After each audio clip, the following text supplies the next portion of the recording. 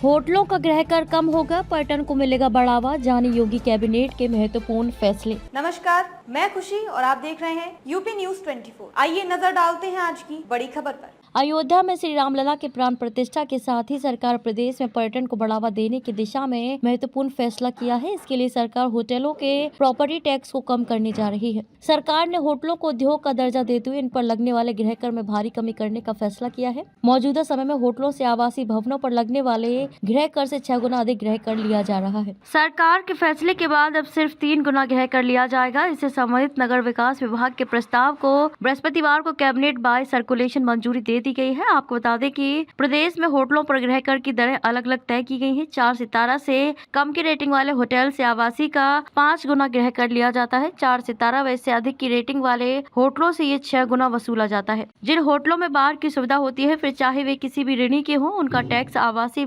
भवनों का 6 गुना लिया जाता है। प्रदेश में होटल व्यवसाय को बढ़ावा देने के लिए ही सरकार ने इन्हें राहत देने का निर्णय लिया है। उत्तर प्रदेश पर्यटन नीति 2022 में होटलों को उद्योग का दर्जा दिया गया है। नगर विकास विभाग ने गृह कर कम करने के लिए निर्धारित प्रारूप में आपत्तियां व सुझाव मांगे थे। गुरुवार को इनका गृह कर कम करने का प्रस्ताव कैबिनेट ने पास कर दिया है। गृह कर में छूट उन्हीं होटलों को मिलेगी जो पर्यटन विभाग में पंजीकृत होंगे। अगर किसी होटल का पंजीकरण पर्यटन विभाग में नहीं होगा तो उन्हें छूट नहीं दी जाएगी। प्रदेश के 17 नगर निगम में जो होटल है उसमें वर्ष 2022 और 23 में 48 करोड़ 36 लाख का गृह कर वसूला गया था। प्रॉपर्टी टैक्स की दरें कम होने से नगर निगमों की आय में कुछ कमी हो सकती है। हालांकि विभागीय अधिकारियों का मानना है कि इससे होटल व्यवसाय में तेजी आएगी और नए होटल खुलेंगे। इससे प्रॉपर्टी टैक्स भी बढ़ने की उम्मीद है। पुरानी नीति के बजाय नई नीति का लाभ ले सकेंगे निवेशक।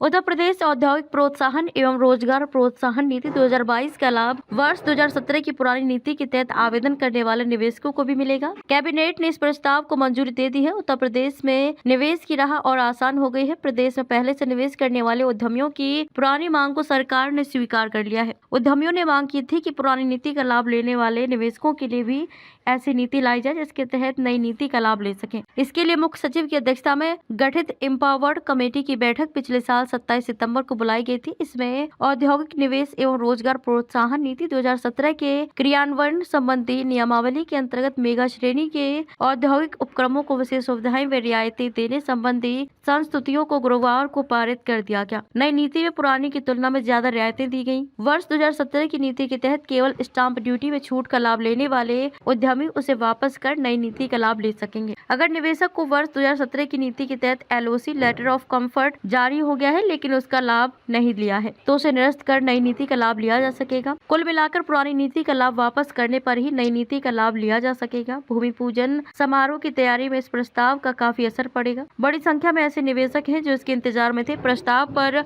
मुहर लगने के बाद भूमि पूजन समारोह में शामिल होने वाले उद्यमियों की संख्या बढ़ेगी। खबरों में अब तक के लिए बस इतना ही। फिर होगी आपसे मुलाकात ऐसी ही एक और बड़ी खबर के साथ। तब तक के लिए नमस्कार और देखते रहिए यूपी न्यूज 24। ऐसे ही लेटेस्ट अपडेट्स पाने के लिए हमारे चैनल यूपी न्यूज 24 को सब्सक्राइब करें और बेल आइकन दबाना ना भूलें, जिससे आपको लेटेस्ट अपडेट्स का नोटिफिकेशन मिल जाए।